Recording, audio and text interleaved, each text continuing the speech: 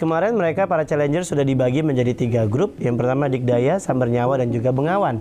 Di mana masing-masing dari mereka diberikan challenge yang cukup seru untuk mengevaluasi revenue stream baru dari Persis Solo di Stadion Manahan.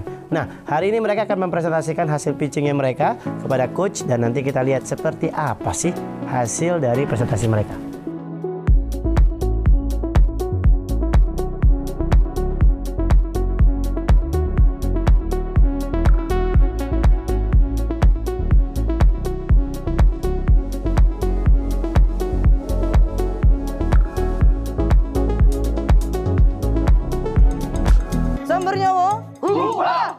Supporter biasanya pada umumnya terbagi atas wilayah, region.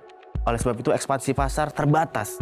Persis harus meningkatkan value dari market tersebut. Untuk mencapai pertumbuhan ekonomi yang optimal, kami memiliki program-program. Yang pertama ialah pembinaan 1000 UMKM yang akan kami bina secara sustainable.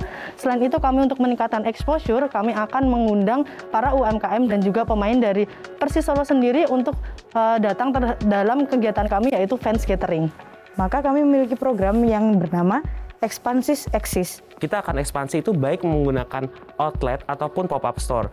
Oke, seluruh strategi yang kita akan lakukan itu harus berdasar akan data. Karena kalau nggak ada datanya, itu akan menjadi asumsi. So, kita harus mengoptimasi digital kita. Sebagus apapun produk yang kami tawarkan, tidak akan optimal jika tidak dibarengi dengan peningkatan perekonomian Kota Solo. Terima kasih. Nggak menarik, guys. Oke, yang pertama ya, UMKM itu kompleks, jadi dia nggak akan bisa, ya makanya kalian butuh dana hibah karena UMKM itu susah digerakin. Bikin bazar UMKM aja tuh banking udah berapa kali bikin event gitu, doesn't work guys. Kalau dari gua menariknya adalah memang ide-ide yang tadi diberikan sama Mas Haidar sama beberapa teman-teman tuh menarik menurut gua. Tapi memang balik lagi ruang lingkupnya tuh it's not about Solo. Kita harus tahu loh ada lagi hal-hal yang bisa dikembangin. Aku tahu ini semua berproses, kemarin waktunya singkat. Dan ini juga pengalaman pertama. Tapi aku juga harus to be fair sama teman-teman bahwa apakah itu menarik? Sangat-sangat tidak gitu kan. Karena ada yang missing di sana. Berapa sekarang yang download aplikasi Persisnya? 50.000. Masih dalam hitungan ratusan, belum 50.000. 50.000 ya? 50.000. Dari 17,7 juta follower Instagramnya dia. Ya. Terus lu ngapain taruh effort yang gede kalau dari sisi rasionya aja udah kecil? Cukup dibantai sih tadi gitu kan. Sebenarnya kita mengimplikasi bisnis kita ke dalam case kita di sekarang ini untuk nge-treat Persis Solo itu. Namun kita nggak ngelihat secara garis besarnya atau vision kita utamanya apa. Jadi yang banyak diulik di situ adalah beberapa hal ya kamu akan ngelakuin cuma ke samping tapi nggak ke atas.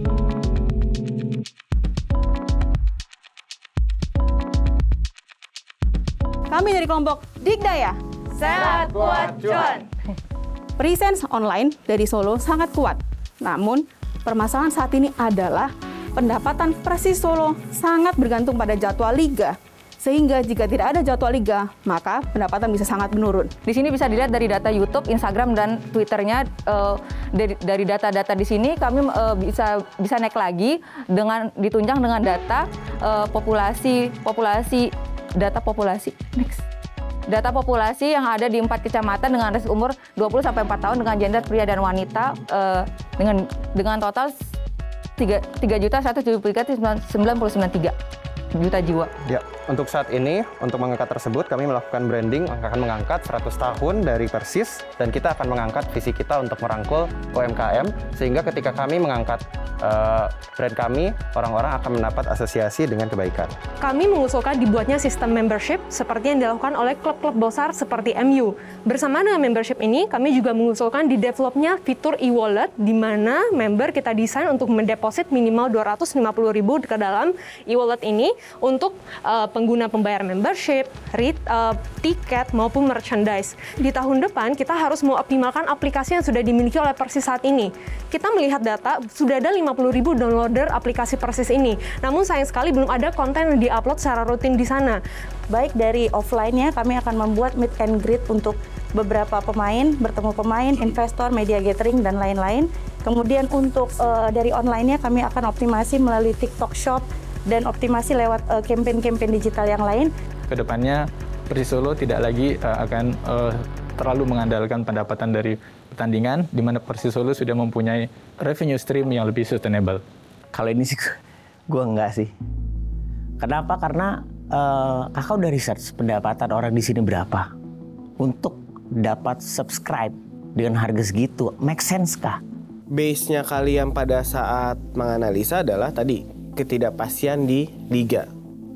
Tapi sebenarnya liga itu impact yang berpengaruh terhadap decision making proses si fanbase-nya or stakeholders lainnya adalah itu bagaimana semakin kecil kemungkinan untuk dapat menang dan menangnya.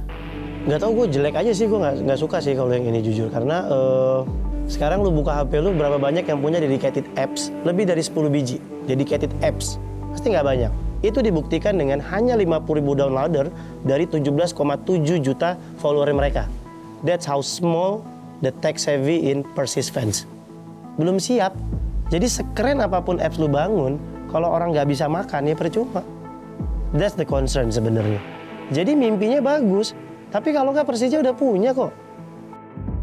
Jadi kita dapat masukan kalau kita tuh kurang mempertimbangkan kondisi pasar. Apakah warga Solo, oke, memang secara ide bagus, tapi pernah dipikirkan nggak secara warga Solo, mereka udah tech savvy belum? Apakah mereka ngerti bagaimana cara untuk download digital app gitu? Kemudian tim kita juga lack of mempertimbangkan dari aspek ekonomi, apakah dari warga Solo sendiri purchasing power-nya bagaimana, bisa nggak sih mereka sebenarnya membayar membership fee yang kita sarankan tersebut. Twist fans into big impact. Berikut kelompok kami. Nah, jadi sebenarnya kita melihat dan kita setelah observasi ternyata dalam sebuah industri bola, kita harus melakukan pendekatan emosional antara sebuah supporter dan juga klub tersebut. Dan itu bisa memberikan dampak yang bisa bilang sangat baik, entah itu dari revenue, branding, dan sustainability dalam sebuah klub seperti itu. Di mana dari situ kami membagi menjadi 3 solusi utama.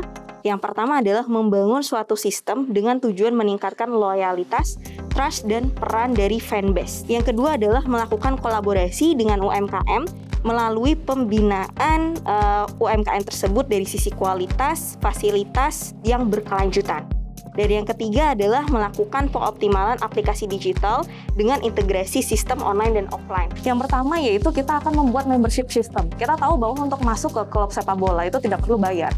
Cuman kita masukkan di situ adalah membership, di mana apa sih keuntungannya? Dia akan mendapatkan prioritas tiket. Dan apa yang dia dapat? Dia akan mendapatkan sets untuk merchandise itu sendiri. Sehingga mau nggak mau merchandise akan terjual. Dan profit dari merchandise itu kita bisa alokasikan untuk UMKM atau pemberdayaan UMKM di program Melangkah. Dan yang kedua, sebenarnya mereka udah punya aplikasi. Kita lihat aplikasinya, downloadernya sudah 50.000 dalam waktu kurang dari 1 tahun aja. Cuman di dalam itu dia tidak ada istilahnya integrasi antara klubnya dan juga fanbase-nya. Maka kita perlu ciptakan fitur untuk komunitas. Untuk program dari UMKM sendiri, kita ajukan itu untuk sayembara desain atau desain dari fanbase mereka. Jadi setidaknya itu yang mewakili dari official store-nya, seperti itu. Terus yang kedua itu membentuk legal unofficial store bagi para UMKM yang dibina oleh Persis dengan program Melangkah. Create idea kami yang ketiga adalah optimasi aplikasi Persis Super App. Dan kami menggandeng beberapa mitra untuk menjual tiketnya. Dan kita mengkolaborasikan dengan produk mereka agar revenue atau penghasilan yang dapat semakin tinggi. Melalui program Melangkah kami meningkatkan kesejahteraan fanbase kami untuk berimpact kepada pembelian tiket, pembelian souvenir atau official merchandise dengan merubah mereka menjadi lebih berdaya, menjadi fanbase yang juga memberikan impact secara sustain kepada klubnya.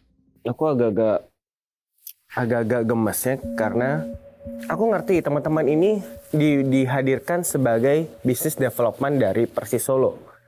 Tapi inner di dalam kalian itu adalah tetap founder business person kan. Tapi yang aku terima sekarang bentukannya itu benar-benar kayak orang-orang BD saja. Yang dicari sama fanbase, sama Persis Solonya sendiri, itu kesamaannya mereka pengennya apa? Are you sure project ini bisa membuat tim ini menjadi punya bensin untuk menjadi juara gitu kan? Setuju banget sama Tio bahwa kalau ini tuh kayak anak-anak kuliah ngasih ide gitu loh, bapak-bapaknya ya, bikin membership, bikin apa, padahal teman-teman punya bisnis gitu kan. Dibawa kolaborasi, gue nggak lihat kata-kata yang lu jelas punya Airbnb. Nggak ada yang bisa gue challenge. Intinya revenue stream baru itu kan harus berbasis pada dua hal. Yang pertama benar-benar dia revenue stream baru, yang kedua yang existing kemudian dinaikin skalabilitasnya kan. Ya ujungnya bener, kalau setiap selalu menang, penontonnya tambah rame, ujung-ujungnya bisa beli pemain bagus, juara, selalu begitu journey-nya. Nah, gamenya itu harus bergerak ke pola pikir seperti itu aja sih. Oke. Thank you. Pedas. Yang jelas dari pitching yang sudah kita bikin banyak yang harus direvisi dan reject juga gitu. Jadi harus merubah mindset lagi gitu, merubah strategi lagi ya. Tapi memang betul apa arahan coachnya emang betul sih. Gue ngerasa ada beberapa sih segmennya yang mereka masih terlalu di bawah banget sampai nggak ada helikopter view-nya, tapi ada juga yang terlalu visioner sampai akhirnya nggak bisa turun ke eksekusi. Nah, harapannya sebenarnya dari challenge ini mereka juga bisa ngebawa sisi bisnisnya mereka sendiri ke dalam business development untuk challenge kali ini, bukan cuman mengurusi si business developmentnya sendiri, karena ada beberapa dari coach juga tadi yang akhirnya mention bahwa lu tuh bukan business development doang, tapi juga harus ngeliatin apa yang sudah dikerjakan selama ini ke dalam deck presentasi yang harusnya muncul juga untuk menyelesaikan masalah dari new revenue stream untuk Persis Solo. Aku paham mereka sudah berusaha keras, tapi ya namanya pertama ya, jadi masih banyak ruang untuk diimprove, masih banyak sekali. Nah kali ini kita tetap ngasih kesempatan para challengers buat dapat sesi coaching. Aku harap nanti dalam waktu yang cukup singkat bisa lebih sedikit mendengarkan beberapa juga elaborasi dari para coaches supaya mereka punya langkah yang lebih konkret buat persiapan presentasi di tahap selanjutnya. Framework thinking-nya tuh jadi seperti ini sih. Jadi aku nggak tahu seberapa banyak manajemen Persis tuh akan kan teman-teman bicara menggerakkan binaan itu. Terus dia mau promosi juga. Digitalmu gimana? Kita ada short term, ada udah kebayang kan? Karena lagi nyari market dengan tingkat mid term sama long term untuk ngejar duit yang berapa banyak. Overall aku sangat senang 10 menit waktu yang sangat berharga dengan para coach, tapi menurut aku isinya semuanya substantif banget dan bisa kita implementasi di dalam konsep studi kasusnya kita. Pertama adalah dari Coach Jupaka. Dia menanamkan mindset kepada kita adalah ciptakan ekosistem. Yang kedua adalah dari Coach Tara. Coach Tara dia concern kepada kita concern untuk menghasilkan uang dengan tingkat pembakaran yang rendah. Dan Coach Tio, ini satu hal yang saya sangat suka, dia membagi menjadi 3 term, short, middle, dan long gitu. Dan dia juga melakukan analisa, gambaran analisa financial. Kalau misalnya kita ambil strategi ini, implementasinya durasi berapa lama, butuh modal seperti apa, dan akan balik modal berapa kali lipat. Sehingga ketika nanti kita presentasi ke Dewan Komisioner akan terbayang, oke, ini perkembangan dan growth marketnya akan seperti apa. Digital present itu bahasa Inggris. Saya sendiri beruntung ada di tim ini, komunikasinya nggak terlalu keras gitu. Soalnya saya lihat kadang ada di tim lain ada sampai gaya bahasanya sampai tinggi gitu. Nah di kita alhamdulillah enggak. Dari kemarin ada dikasih tahu aturannya dari pemerintah daerahnya. Tapi kan bisa jualan di luar stadion UMKM. Yang penting kan pemerintahnya masih organize di situ. Coba, gimana masukin aja dulu? Masukin apa enggak? Masukin. Enak kan? Enak nggak sih sebenarnya? Aku sama Zulfa beda pendapat. Kita biasanya satu pendapat, cuman untuk itu aku agak beda pendapat sama Zulfa. Cuman tadi tuh gimana ya? Kalau untuk ketua itu memang harus tegas ya. Jadi dia harus nentuin mana nih gitu untuk frameworknya. Jadi nggak terlalu banyak yang di luar dari frame. Aku beneran takut ada miskomunikasi sih antara oh iya ini pengennya cepat, tapi ini pengennya juga didengerin gitu. Jadi aku coba jadi ibu penyeimbang di situ. Saya memang di DSC ini kayak apa ya? Tidak punya pilihan ya. Saya termasuk yang senior, maka tugas saya adalah berkolaborasi sama mereka, menempatkan diri, menyesuaikan frame pemikiran mereka, walaupun buat saya memang nggak mudah juga. Gitu. Ya, istilahnya pertanyaan persahabatan ya. Leader saya muda, mungkin kalau saya bisa menilai mungkin karena minimnya pengalaman dalam berbisnis, dalam turun ke lapangan, berdagang dan segala macam ya, sehingga kurang bijak menurut saya. Pak Triadi juga ada beberapa kali juga menyampaikan ide-ide seperti ekspor yang saya juga sebenarnya nggak terpikir, tapi beberapa yang ide liar saya, oh itu mah nggak bisa dipakai tuh gitu. nggak bisa ini. Oh, saya sih biasa karena biasa debat-debat dalam organisasi ya. Ketika ada debat-debat seperti itu ya saya nganggap dinamika berteman, dinamika ini, karena setelah dari situ pun saya sama Pak Triadi juga nggak ada masalah lagi. Challengers, salam diplomat. Challengers, salam diplomat. DC 2022, siap bikin berdebat. Teman-teman yang ada di sini udah banyak sekali yang kalian lalui. Yang pertama adalah mulai dari kita diperkenalkan dengan Persis Solo. Kalian mendapatkan materi dari manajemen Persis Solo, dibagi ke beberapa tim dan mendapatkan challenge juga gimana caranya mengembangkan revenue baru untuk Persis Solo. Dan apakah sudah ada perubahan dari masing-masing tim? Apakah sudah yakin? Aku sih ngerasa dari presentasi awal sampai kita coaching, energinya sih udah berubah. Ada yang kayak, oh ke arah sana, atau kayaknya sih tadi pas coaching semangatnya beda dan kalian kayaknya sudah get the idea buat apa. Apapun yang terjadi, pokoknya kan besok kita cuma bisa menyiapkan yang terbaik gitu kan. Kita berharap banyak pada saat besok presentasi. Jadi buat para challengers, besok jangan lupa di mana challengers akan langsung berhadapan dengan Dekom. Ya di situ ada Pak Helmi, ada Pak Sur, dan juga ada Bu Antarina. Tentu juga ada perwakilan dari Persis Solo ya, yang kemarin kita udah discuss. Jadi persiapkan yang terbaik. Buat saya bukan soal materi lagi kalau jam segini, lebih ke kesiapannya para challengers. Jangan lupa challengers pada akhirnya ini adalah kompetisi personal. Itu keywordnya ya. Ini adalah kompetisi individu walaupun saat ini sebagai grup. Ya. Jadi good luck, pastikan semuanya juga lancar-lancar saja. Akhir kata, challengers! Salam diplomat. DC 2022! Siap bikin berdebat. Semoga beruntung.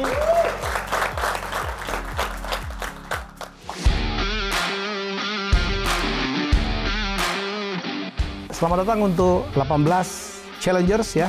Hari ini ya kita akan lihat bagaimana mereka mempresentasikan deck mereka. Menarik tuh karena kita akan lihat ya apakah Bengawan, Digdaya atau Samernyowo, dan siapa yang akan tereliminasi. 6 orang harus pergi.